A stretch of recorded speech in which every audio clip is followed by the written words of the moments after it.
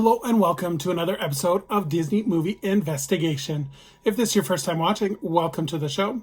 In each episode, we take a look at a movie that is featured on Disney+.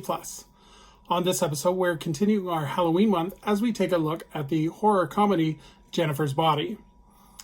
And if you are enjoying these episodes, I do ask that you please hit that subscribe button. That way you'll be notified with each new episode. Now, sit back and enjoy this episode of Disney Movie Investigation. Like I said, today we're covering Jennifer's Body. This movie was released on September 10th, 2009. It was directed by Karyn Kusama. It was written by Diablo Cody. The production companies were Fox Atomic, Dune Entertainment, and it was distributed by 20th Century Fox. The budget for this movie was $16 million, with a box office return of $31.6 million. So let's take a look at the backstory. So this movie was a follow-up collaboration between writer Diablo Cody and producer Jason Reitman. They wrote a script and the rights were purchased in October of 2007 with Megan Fox attached to be the lead role. In January of 2008, it was announced that Karyn Kusama was hired to be director of the picture. And unfortunately, they ran into some legal trouble. In February of 2008, a cease and desist order was given to a writer at ccsk.us who had posted an advanced copy of the script to review, and she would post it on her website. A similar order was given to Latino Review, who was also posted an advanced review of the script, so they were both told to take it down. When writing the script, Cody was inspired by The Lost Boys to create a subgenre with girls as the lead roles. She would later say that she wanted to create female empowerment and complex relationships between friends. In terms of casting, it was announced in February of 2008 that Amanda Seyfried would join the co-lead role, and the goal of the rock musician was actually to have an actual rock musician play Nikolai Wolf. And the lead candidates were Peter Wentz of Fall Out Boy and Joel Madden of Good Charlotte.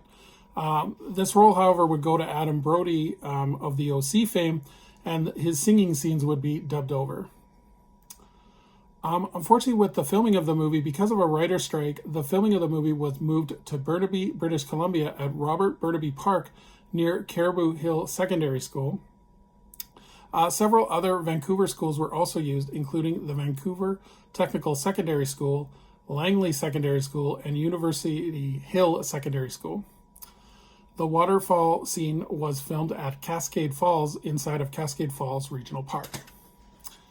In terms of the cast, so we have Megan Fox, who plays Jennifer Check, Amanda Seyfried, who plays Anita Lesinski, Adam Brody, who plays Nikolai Wolf, Johnny Simmons, who plays Chip Dove, J.K. Simmons, who plays Mr. Wobleski, Amy Sedaris, who plays Tony Leneski, Kyle Grenner, who plays Colin Gray, and Chris Pratt, who plays Roman Dula.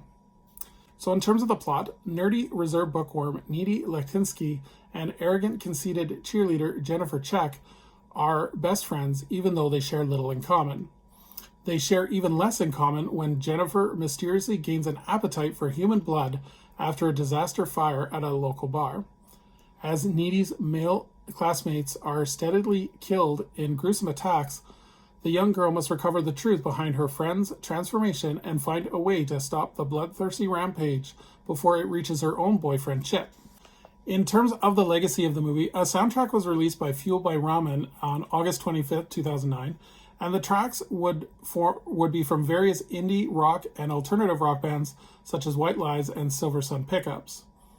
A graphic novel of the film would be released by Boom Studios, and this novel actually expands the story from the film and explains the backstory of Jennifer.